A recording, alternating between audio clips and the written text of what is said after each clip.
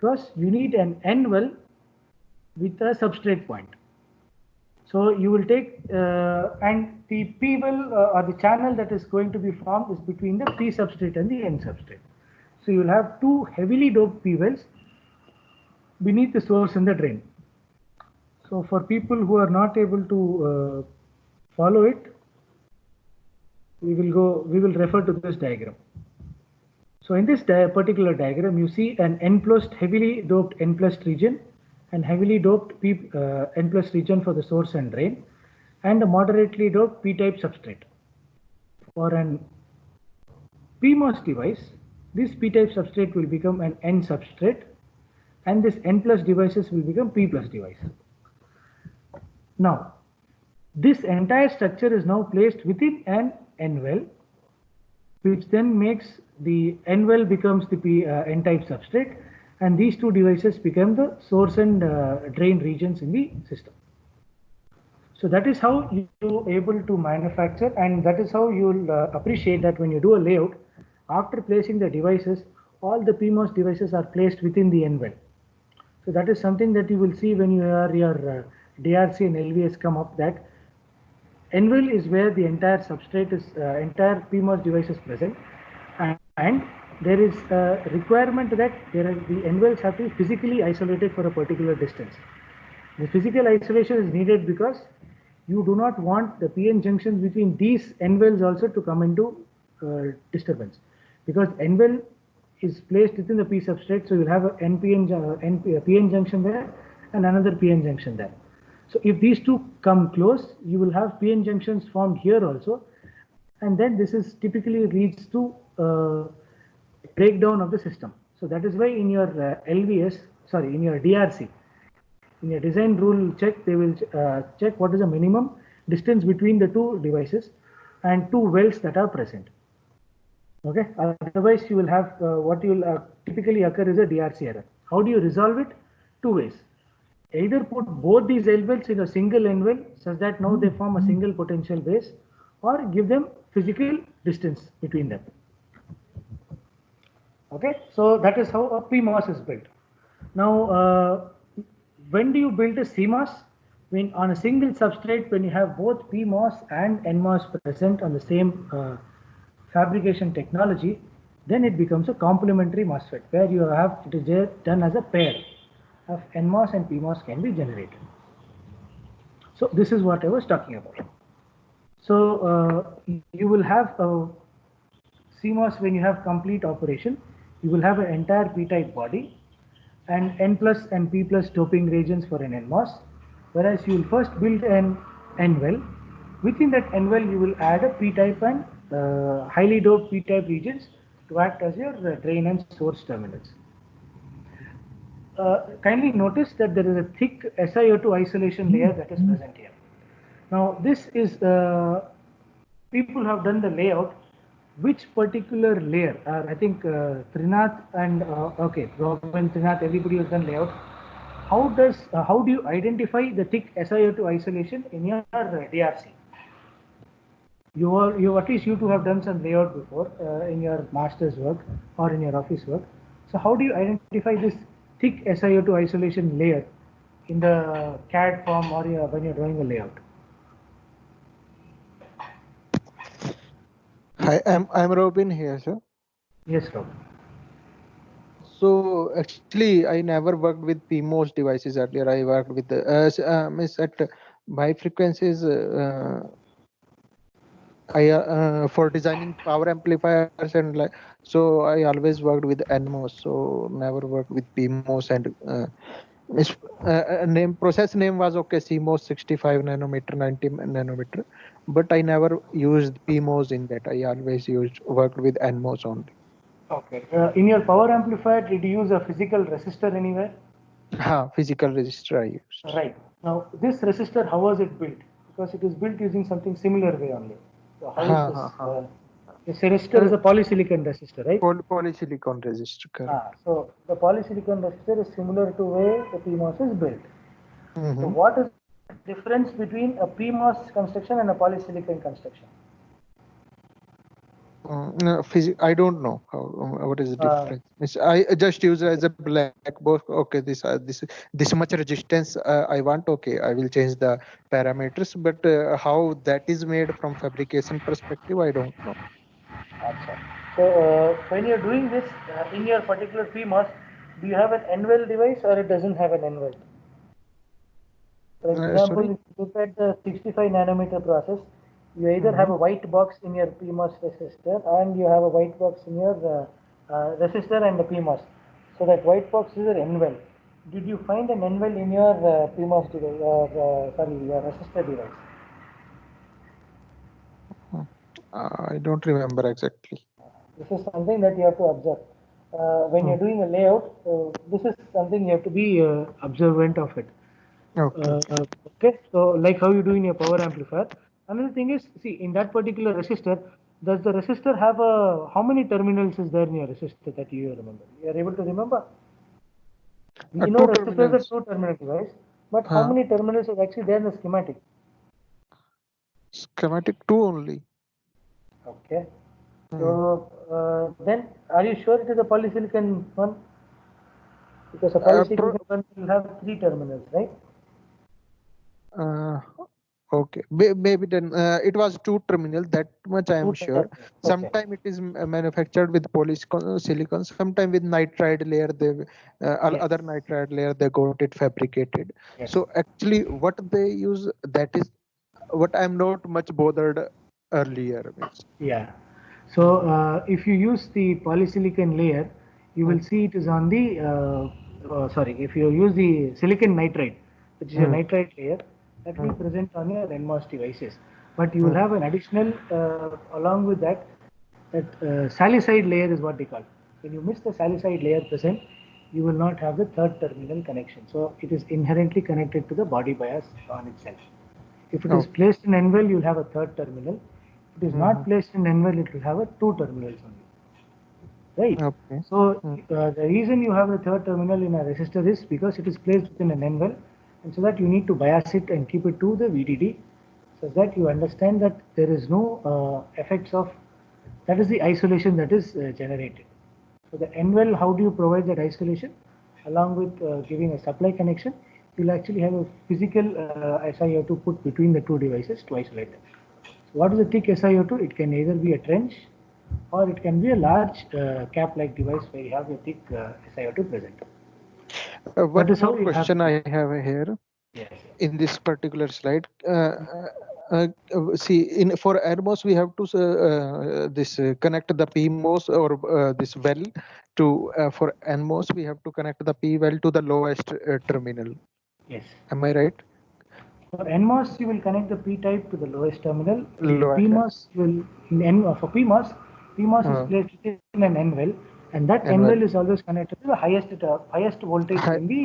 high, so then this N well and P well, these will also be like some diode formation will be there, and how to compensate for those characteristics. So See, your N is there is high voltage, right? Your N N is is high connected to voltage. high. P is connected to low voltage.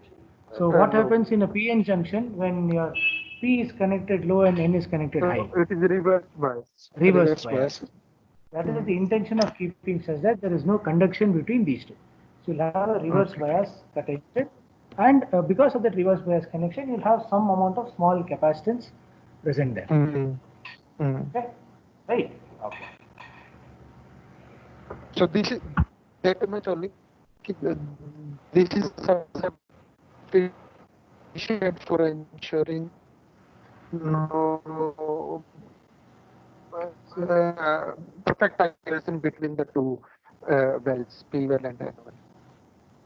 there might be there are two reasons it can play. It is because either to avoid communication between the two wells or charge sharing between the two wells, or to avoid any other noise isolation, to create to avoid any thermal effects, to create any leakage points. So this is an Mm-hmm. overall effect taken to work on these points. Okay. Okay. Thank you. Okay. Yeah. So let's see for the PMOS device, how is the inversion layer done and all the other points. So to create an inversion layer in the N-type substrate, we must attract holes to the gate. And as a result, a P-type channel will be induced, connecting all the P-wells at the drain and the source. However, to attract holes towards the gate, the VGS voltage must be sufficiently negative. So for PMOS, the threshold voltage VT is a negative value, so that the channel is induced only if VGS is less than VT. That is, VGS is more negative than VT. Or VSG is positive. VGS is negative, VSG is positive. A channel is induced in the PMOS device only if VGS minus VT is negative or VSG minus VT becomes positive. Okay. Similarly, we can get we typically get a current to flow through this channel by making the voltage VDS negative or VSD positive, right? If we make this voltage, the reason is why do we need it to be negative? The source will have the highest potential, drain will have a lower potential. So that effect becomes the negative portion. If you make the voltage VDS sufficiently negative, then the P-type induced channel will pinch on. Note that when VDS is negative, the drain current will flow from the PMOS source to the PMOS drain, exactly opposite to that of the NMOS device with a positive VDS.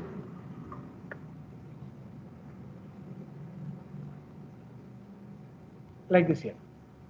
So as you increase the VDS from zero to from high voltage to low voltage, you will be initially in the saturation region, then you will move towards the triode region and see what is happening. So this is called the negative region of operation. Or if you are familiar, if you want to be familiar the way it is there for an NMOS, then instead of typing VDS, if you write VSD, in that case that action will be similar to how it is operating. So like I mentioned, I will still retain I will not call it as triode region, I will call it as a linear region because it will help. And this, the triode is just three terminals that you have. It is now directly connected to the source drain, and the bulk connections will all have a role to play over here.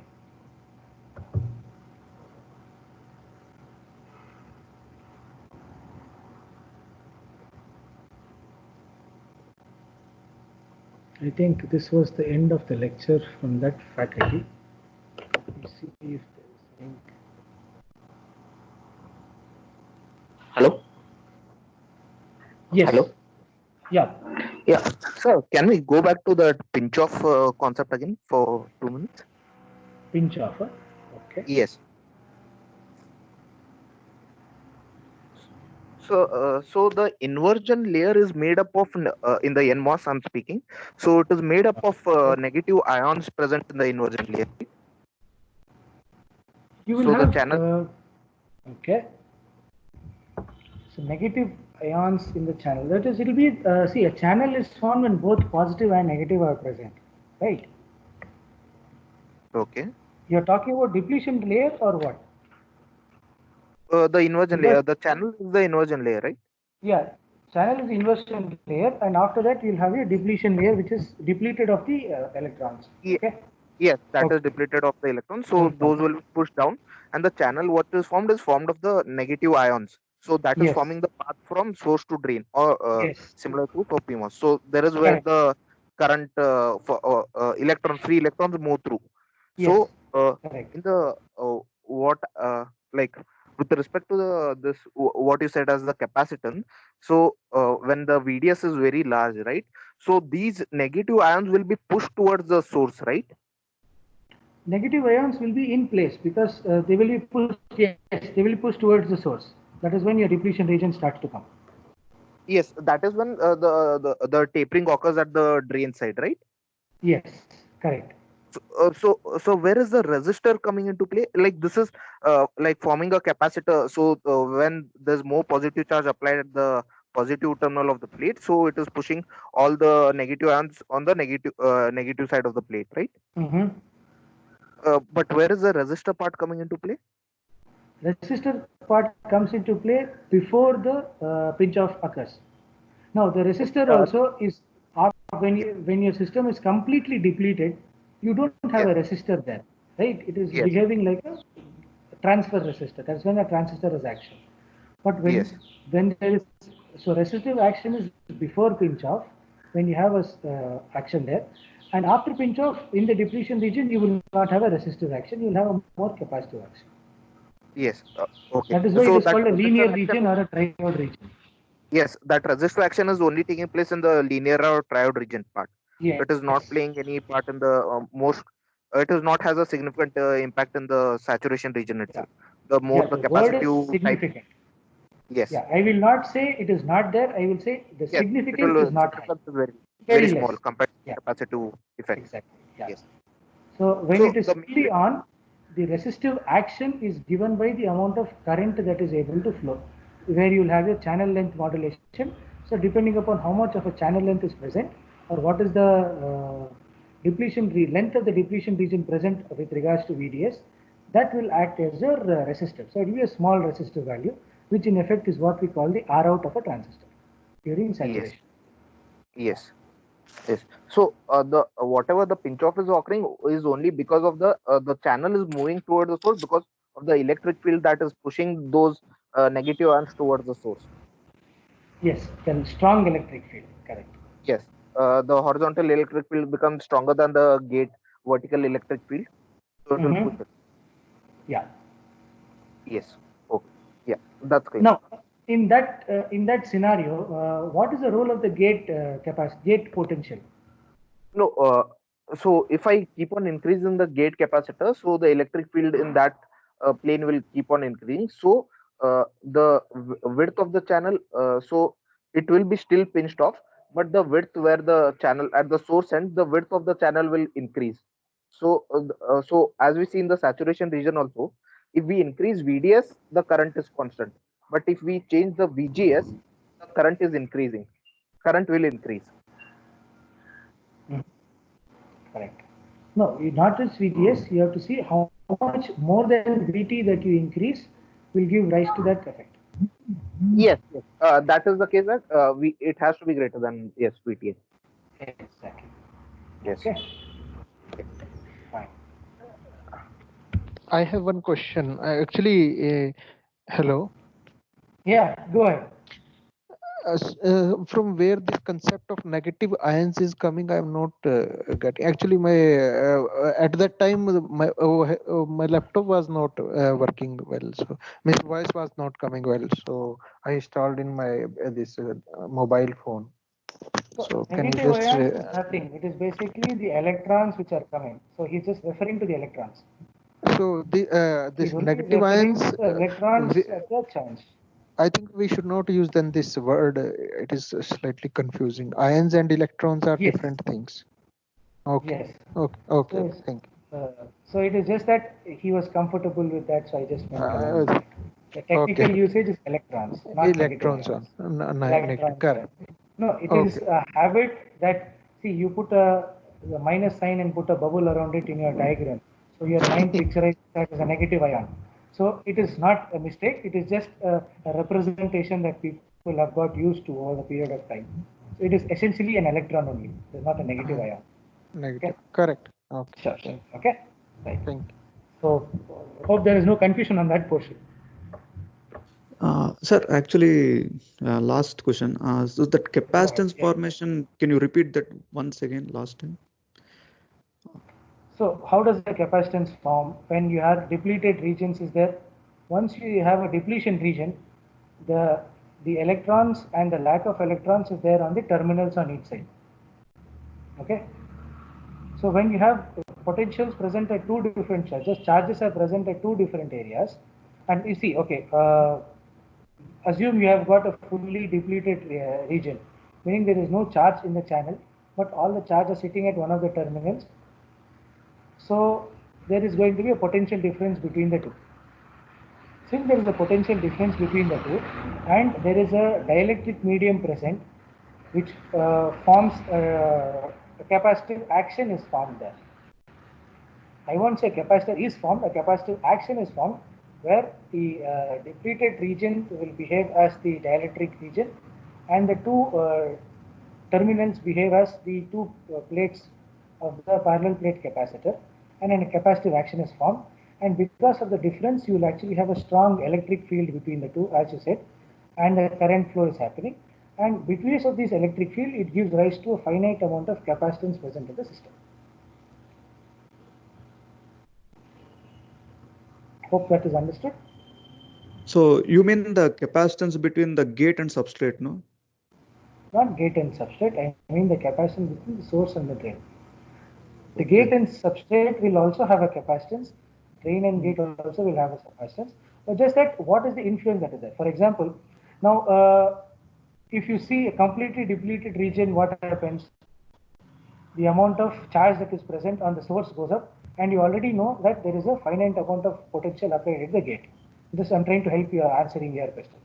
So you know that there is a capacitance formed between two parallel plates. So see, anywhere where there is a potential difference with a dielectric in between, you can have a capacitive action. So between any of the four terminals, take any two terminals, you will still find some amount of capacitive action. Now, which is prominent among these is left to them. So this channel, the capacitance that is formed at the VGS is due to the geometry of the device, okay, and also what is the amount of potential that is applied. Now this is also tells what is the amount of, it is the limiting condition in which what is the maximum frequency that you can obtain. How much of these charges can go up and down between and then cause a frequency of operation, or what is the frequency that can be achieved, is then directly dependent on the limiting factor by the VGS. So the capacitance limits the frequency of the device or the operation of the device. Okay, that is where the capacitance action is needed. So typically you would not see this in low frequency systems because the impact is not there. But when you come into the high frequency systems like power amplifiers or LNAs, anything in the higher gigahertz range, you will see it has an impact. So that is why they say choice of the geometry of the device is important to understand what is the amount of current flow and biasing that you can maintain. We will come to this later. I'm just saying what are the various capacitance that can be formed. So one capacitance is gate and source. Another is the gate and substrate, which is called your bulk capacitance or CSB. Then another one is your gate and drain. This gate and drain typically comes into place where you are having like a feedback kind of a scenario will come into picture in an actual circuit scenario. But otherwise, this is a small amount of capacitance because the drain and the gate may or may not be at similar potentials or higher potentials.